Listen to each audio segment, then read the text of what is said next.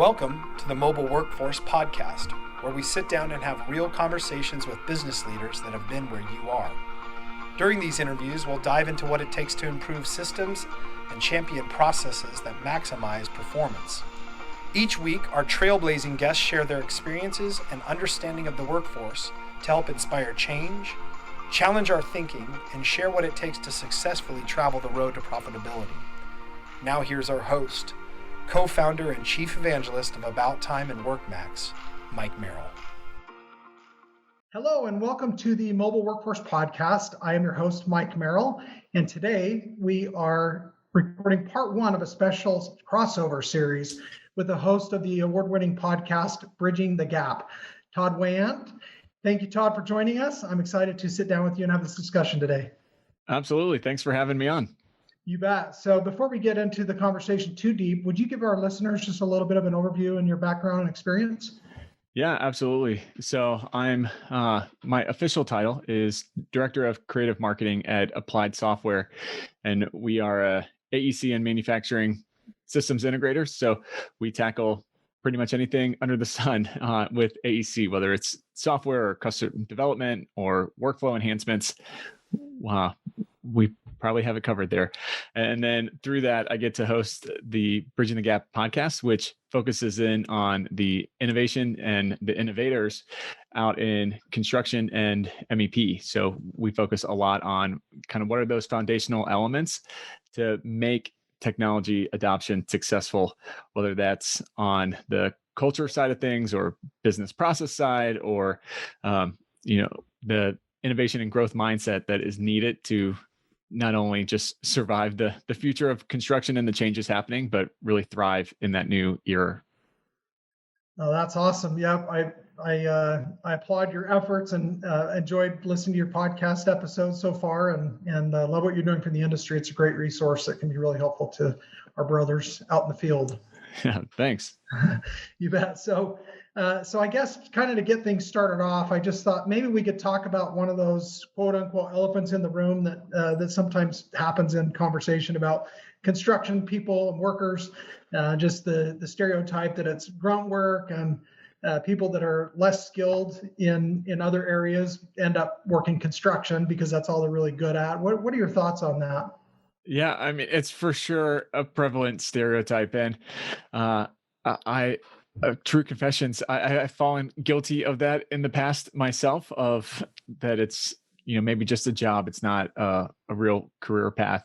Some of the other stereotypes of it's a dirty job or slow to change, stuck in the past, no tech. What I have learned, though, I've been at Applied Software for almost 7 years and doing the podcast for about a year and a half. And what I've learned over that time is that's just so not true.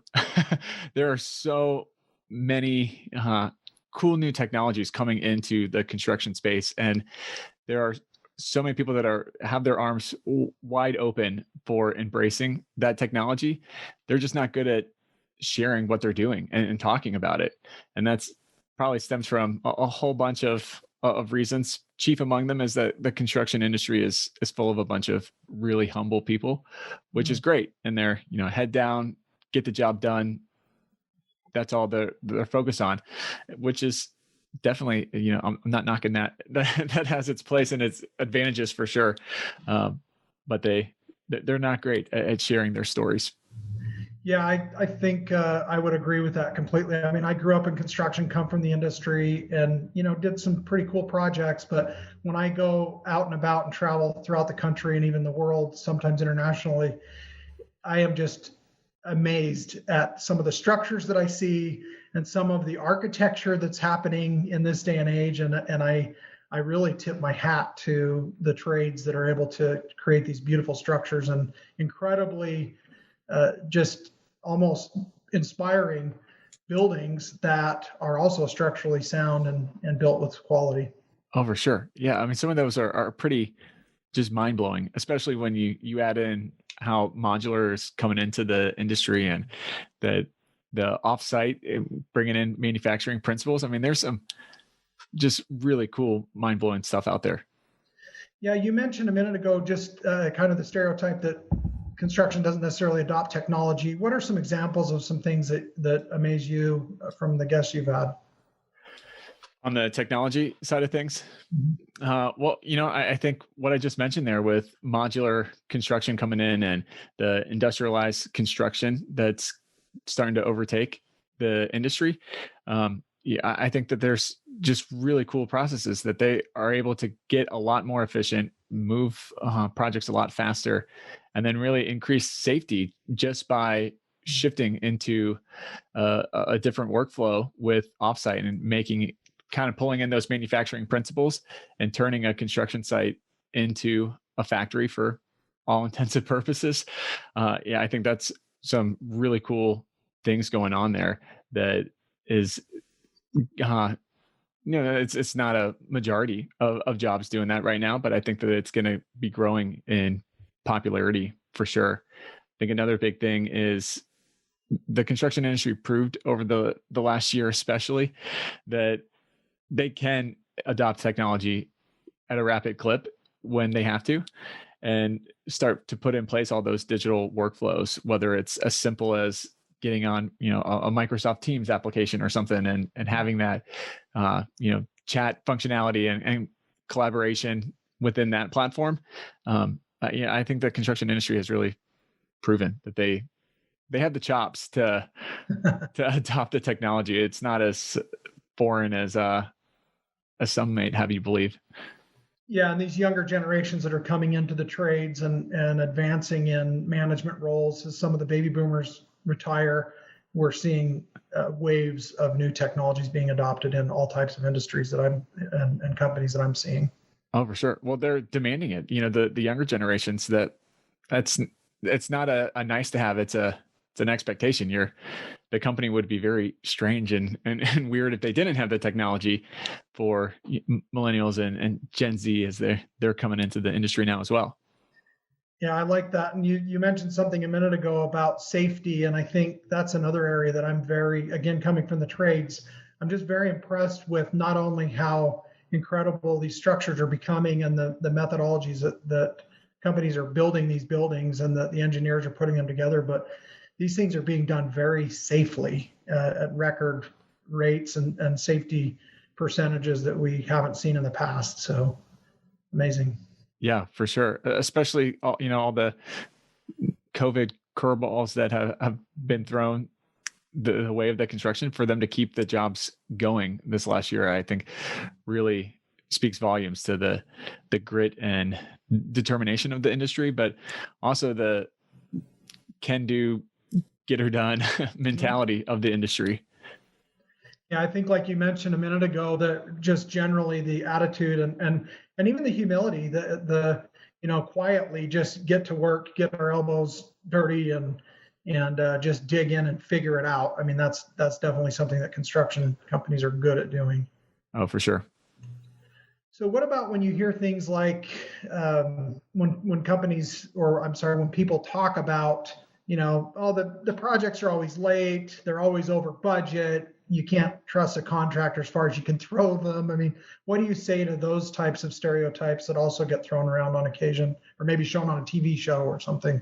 Yeah. I think that there's such a broken cultural and communication aspect in the construction industry right now. One of the things that we talk about on Bridging the Gap is how to embrace those soft skills and what does that really mean. And I think, going back to the generational aspect of it, this is not a knock on older generations by any stretch, but millennials and the Gen Zs are coming in expecting a little softer edge than what the industry has typically been accustomed to, which I don't necessarily think is a bad thing. If you take it to any extreme, it's not great. But I'm not saying everybody sits around all day and just sings kumbaya by any stretch. But I think focusing in on the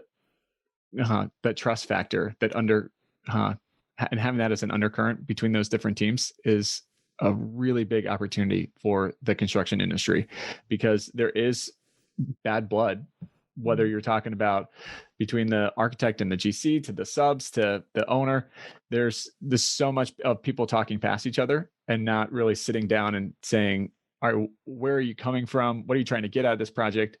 I don't necessarily have to agree with where you're coming or your process, but I have to know where you are at so that then I know what I need to bring to the table and how to communicate back with you.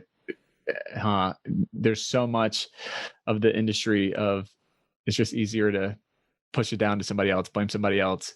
And really contracts are set up that way as well too. You look at contracts and it's not if something is going to fail, it's when it fails, this is what happens. And so that is just an environment that sets it up for that mistrust. And all of that has a huge impact on delaying projects and slowing projects down because everybody's now in this super cautious, cover yourself mode instead of offering and really embracing that true collaboration. So, I know that's a big buzzword that means a lot of different things to a lot of different people, but that's because people have that mistrust and aren't really taking the time to sit down and hear the other person's point of view. Yeah, you mentioned a lot of really powerful things there, and I recently just came from an AGC event, Associated General Contractors, for the state of Utah, and it was their 99th annual conference. So wow, really cool, big year. Yeah, 100 years next year, and it was an in-person event. So with everything going on, that was a lot of fun. Wow. And we spent a couple of days up there with a lot of our team members. And one of the things that was so inspiring, in our local chapter, there's a building, I think it was between $7 and $8 million cost for an AGC training center. And the vast majority of the labor, the materials, and the money to build that facility were donated by the contractors in the state of Utah. And so there were a lot of what I call frenemies or competitive companies working side by side in tandem, donating time, labor, money, resources for the greater good. And it's all in the name of safety. It's a safety training center for members of the AGC. So it was so inspiring. And I was truly proud to be a member of AGC and to be a technology partner for companies that are members.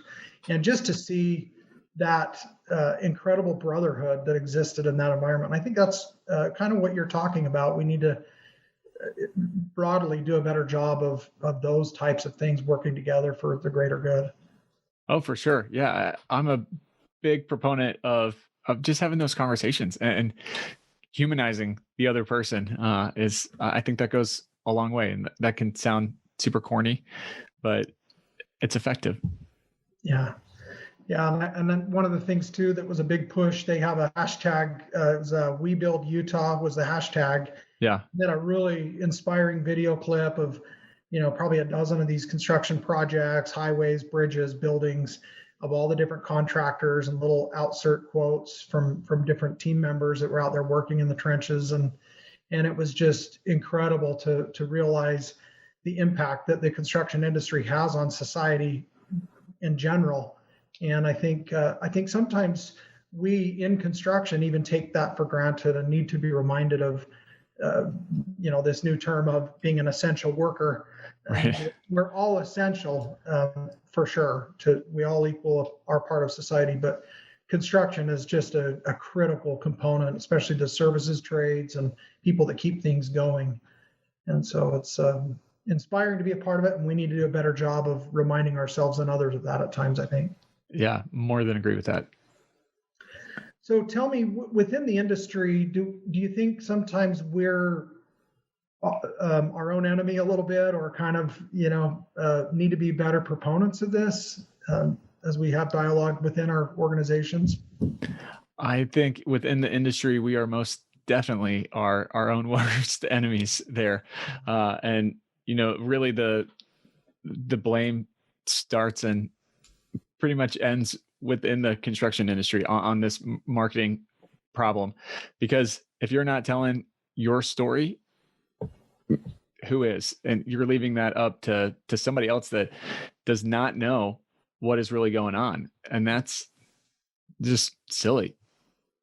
almost like the TV sitcom persona of construction worker. Yeah, and they have no idea what actually goes on in construction. I think, most people within the industry doesn't really fully understand the scope of what all is going on. Like what you were saying there about construction and the essential worker, maybe it stems back to that humility again, that construction is so just head down, let's get this project. We're all in on the specs and the criteria for this one thing, that it's hard to stop and kind of lift your head up and see that bigger picture of the impact that construction really has on society at large. With the I'm going to get these stats wrong, but with the population booming as what it is worldwide, it's something by like 2050 there's going to be like a couple hundred more New Yorks in scale and size that are being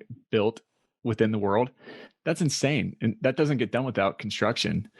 So I think being able to see that bigger picture in mind is huge for the construction industry, and it's something that, as a whole, we're not very good at. Yeah, we're building the homes that Google's employees live in. We're building the buildings that Google operates, or Facebook, or Microsoft, or Apple. Yeah. We have a customer that has worked on all of those large projects in the electrical trades, and it's amazing how busy they stay in expansion of some of the world's largest and most successful businesses that depend on them in construction to allow them to grow their business and advance technology that we're all enjoying today, even that we're recording this episode with. Yeah, absolutely. I mean, who would have thought that data centers would be the end all be all this past year, but that became a essential building, because with everybody going digital and remote, it's all about the data center now instead of office buildings. Yeah, and all the buzz with green energy and solar. We have lots of customers that do solar or cellular towers or all these other things that we're using to power our homes and our offices, our communication systems. I mean, just there's no end to construction's impact on every facet of our lives. For sure. So with what's been going on in 2020, do you think the notion has been shattered of, technology isn't really needed on the job sites, or maybe some of the, the old school mentality that maybe existed a decade or so ago? Man, I'd like to hope so, but I'm really curious about it, because I think in large part, yes, it has, but I'm curious if when things, fully open back up, do you start to see a slow creep back to that mentality and, oh, well, that was good as a Band-Aid for what we needed during that time, but now we can get back to the way it used to be. I think the longer this everything is happening, that probably diminishes and people get used to it. And once you've had that taste of tech and efficiency, and you've learned that it's not super scary, I would think that that's a hard thing to give back up. But I think it's a really intriguing open question for sure. Yeah, I know we had another episode. In fact, one of our first episodes of the very first guest that we had on our show was Brian Kaskavalsian of a company called G4 Marketing. And he was sharing a sentiment that I've said for a long time too, that we are not contractors. We are businessmen and women in the construction business, essentially.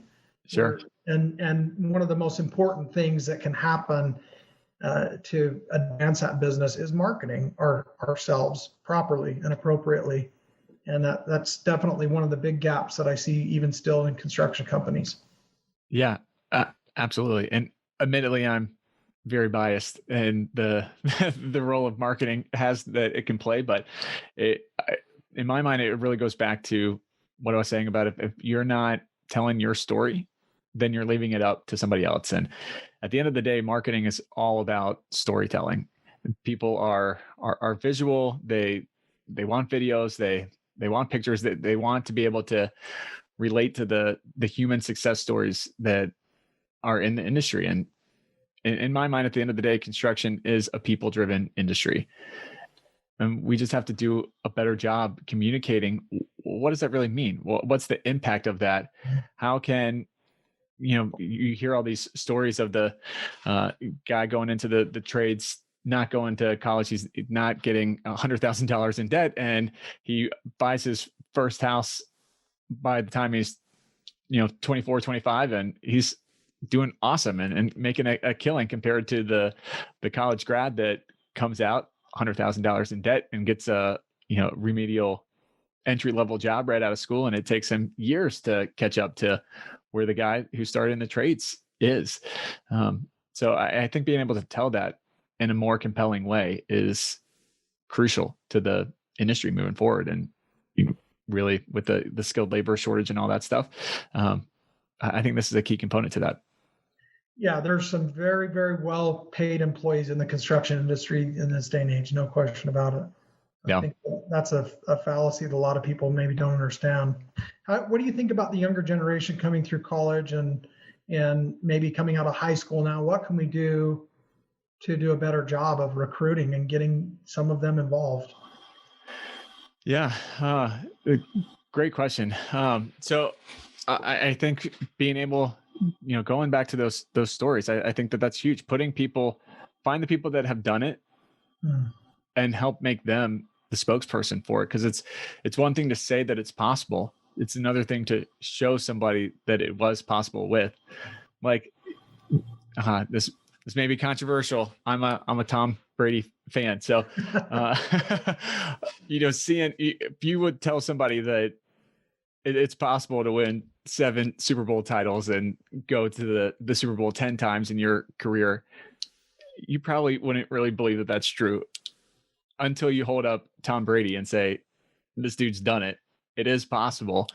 That's way more impactful than just necessarily saying the stats of what could be. So I think finding those, the poster girls, for lack of a better phrase, is crucial. It humanizes that story. Yeah, and if you pick Tom Brady out of a line of football players, he's probably not the first or even the 10th or even the 20th guy you're going to pick by stature or his chiseled physique. Sure. Yet any team in the NFL would absolutely love to have him, right? Yeah, absolutely. Again. No. Well, so there are, again, we've talked about some of these things. There are a lot of things to be excited about that are happening in the construction world and in the industry. What are some things that you wish people were more aware of, or if you could shine a light on something, what would some of those highlights be? Yeah, great question. I think that what excites me about the construction industry right now specifically is it's at the start of its own industrial revolution, for sure, which is really exciting. It's already starting to take place, and we've seen that, but there's still a whole lot more of that curve left to go. And I think the technology leaders over the next decade, meaning, what you have thought in the past of a technology leader of the Apples or the Googles of the world, I think over the next decade or two, you're going to see construction being thrown in the mix. There's going to be a construction company that rises up and kind of takes that mantle from one of those companies. And, in my mind, construction is really the tip of the spear with all the innovation coming, all the tech that's happening, and that growth mindset and the hunger for getting better, getting more efficient, getting faster, getting safer. All of that is just a incredible soup that is being mixed and is boiling up, and it's just gonna explode here in a little bit, which is the potential there is what I wish people would latch onto more, that it's an exciting time to be in construction. Yeah, do you think social media has a big role to play in raising that awareness? Absolutely. Yeah. I think so. LinkedIn is my my drug of choice. I like to tease. I think LinkedIn is huge because back to the story element and kind of raising up those, poster childs of it's possible. I mean, that's where people are going to find those stories right now is on social media. So whether it is LinkedIn or Instagram or Facebook, whatever, telling those stories and relating to the personal aspect of it, that's huge. And that happens on social now. Love it or hate it. Yeah, we have a local, so welder actually that did some work for my partner that's our CEO called Yeti Welding here in Utah. And he invested a while back in a drone and posts stuff every day, and it's fresh and it's fun, and it's him razzing his guys or him doing aerial shots of a really cool project they just did, or on some huge plasma cutting table, just doing something intricate. And it's very fascinating and entertaining. And they've, I don't know, they have 14, 15,000 followers at this point. And it's just a small welding shop. They do some incredible work. But if you look at just even their Instagram page, it's very impressive. And you wouldn't think they're small at all by the projects that they're doing. And so that's an example to me of where he's doing a fantastic job of marketing a great product that's still maybe a little bit of a secret just because of their size and scope currently. Yeah. And, the great thing about social media is it allows you what may have been a regional player can now spread their message anywhere. There's no limits. And that, I think is a really cool, exciting thing. Opens up a lot more competition, but it also opens you up to a whole lot more customers and clients as well.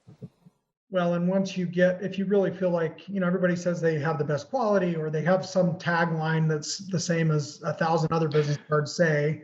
And so, but it is another opportunity to differentiate yourself.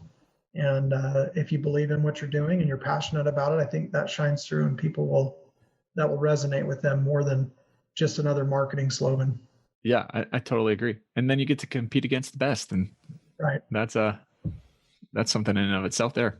There you go. Yeah, we actually have him scheduled to be on the podcast here in the next couple of weeks. So pretty nice. excited. We want him to tell that story and share his vision of what they're trying to accomplish and how it's helped them win more jobs. Yeah.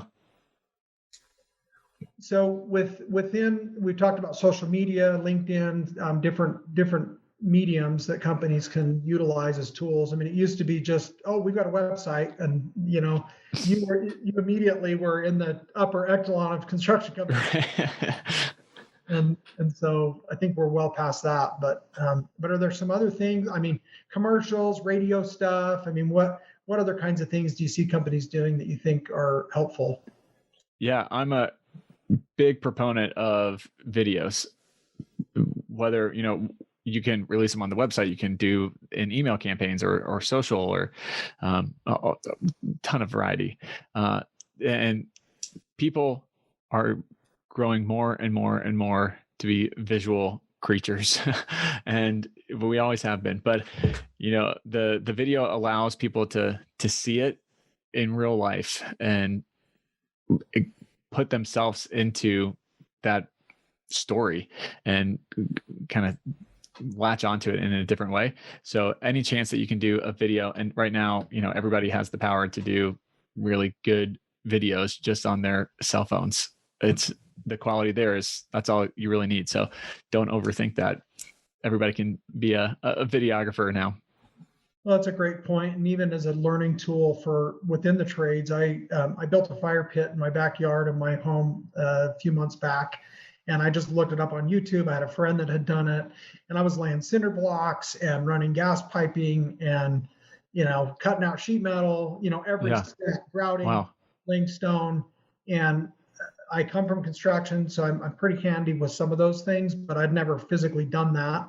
Right. And it looks like I paid somebody $3,000 or $4,000 to do something that, cost me about $800 in materials. And so nice. YouTube, right? So video can be a powerful tool to get the message out, whatever it is you're trying to do. Oh, for sure. YouTube is, if not the biggest, it's second as far as more people are searching for anything on YouTube, even than Google too. I mean, YouTube dominates search results. Yeah.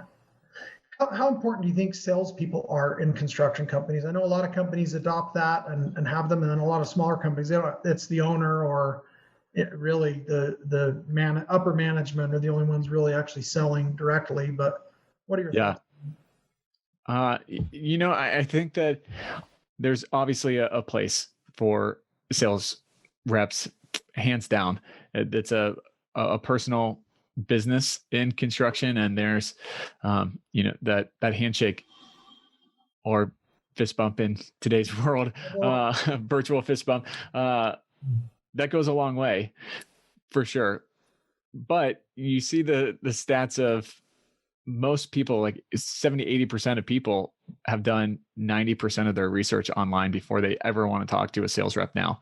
So if that's the only thing that you are doing is just investing in sales reps, well, you're missing the vast majority of your people and your potential customers. So you have to, whether you like it or not, you have to have a digital presence in this world. You have to have the website, you have to have social, because that's where people are going to look for you. And if you're not there, you might as well have your closed sign hanging up because nobody's finding you. Right. Yeah, that can only reach as far as their vehicle or an airplane can take them, right? Right.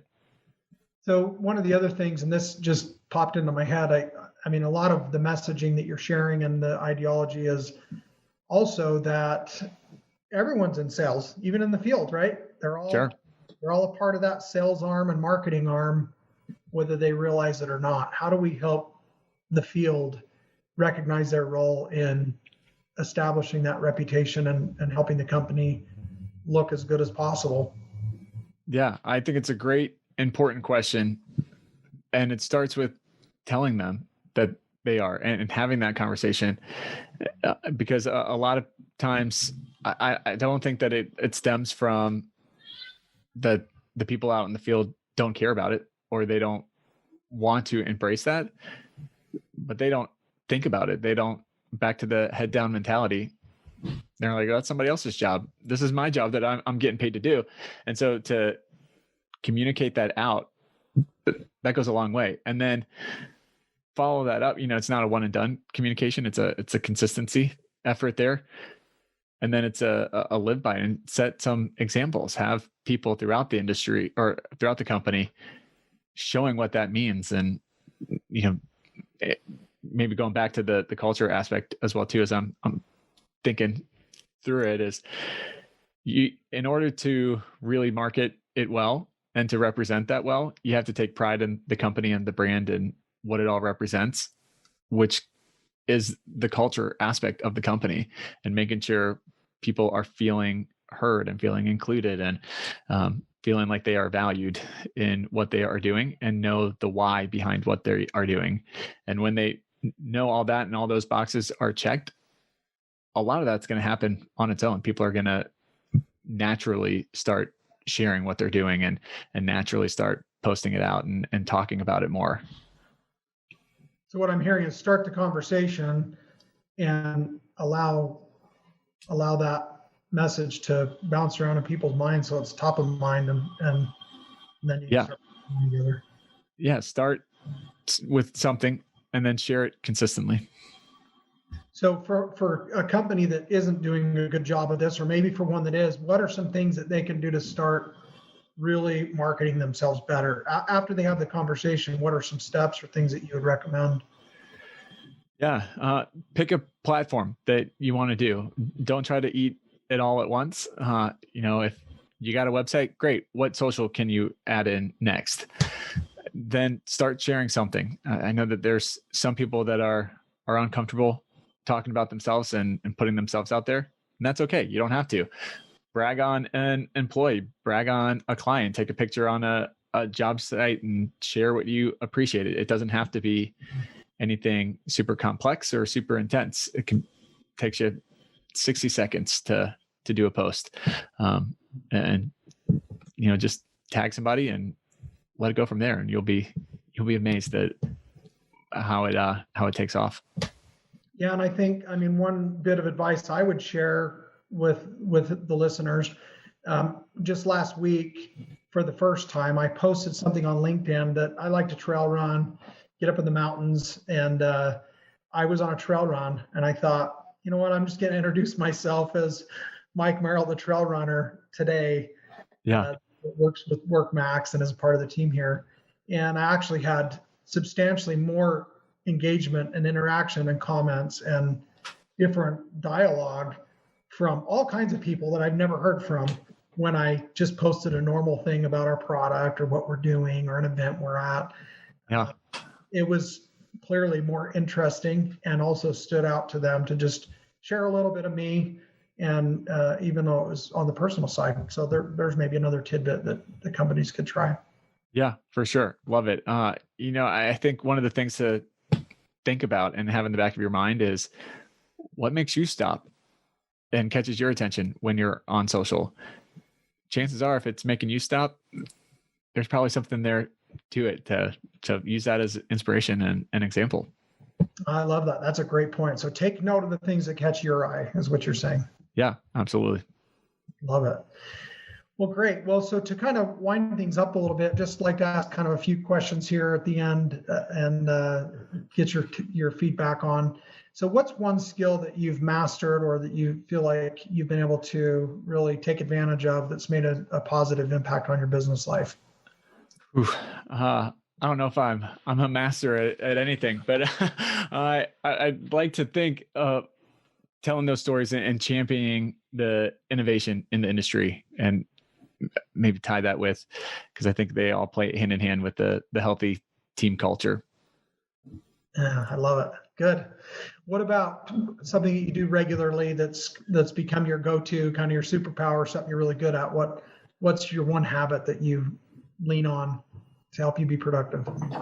I lean into conversations, so I will sit down and talk with pretty much anybody, and I, really seeking to learn insights there. I am not the smartest person in the room. I will fully admit that, and I want to learn from smart people. I love that. Yeah, always be learning, right? Yeah. Is there a mistake you've ever made or something that you wish you would have done a little bit differently that you could help steer others away from and maybe avoid? Just one mistake? Yeah, sure. Lots of mistakes. I think my biggest one is fighting the desire to control the every aspect and details. I can be a bit of a control freak and perfectionist that I have to rein that in and learn that there's beauty in relying on the team and trusting them to handle things, even if it's different than how I would go about it. Valuable advice. I think I could surely take a lesson from that. So the last thing, so if the listeners are to walk away from this conversation with one thing in mind, what would you remind them of here at the end today? Perception is reality, and don't underestimate the power and potential that holds. One of my mentors always says, "I'm not what I think I am. I'm not what you think I am. I'm what I think you think I am," meaning it's all about perception. So it's how I'm seeing the world through your eyes, which there's a lot of gray in there. But keep that in mind. Perception is important. So tell your stories. Don't leave it up to other people's perception. Paint that picture of what you want them to do and look for those ways to innovate even small things. And there's always, ways that you can improve and up your game there. That's awesome. Love it. Well, thank you so much for joining us today. I really appreciate the conversation, Todd. Looking forward to the second half of this. Absolutely. Thank you. And thank you, guests, for joining on the Mobile Workforce Podcast today, sponsored by About Time Technologies and WorkMax. If you enjoyed the conversation that Todd and I had today, please give us a rating and a review on your favorite podcast platform. And 5 stars works great for us. Also, you can follow us on LinkedIn or Instagram at @workmax_. And also, please make sure that you listen to the conclusion of this 2-part series with Todd on the Bridging the Gap podcast, which Todd hosts also. And he's got a lot of other wonderful episodes to share there. So I encourage you to check those out as well. Thanks again, and we look forward to continuing to bring you these valuable episodes. Again, those ratings and reviews really help us to bring these valuable conversations to help you improve your business and your life.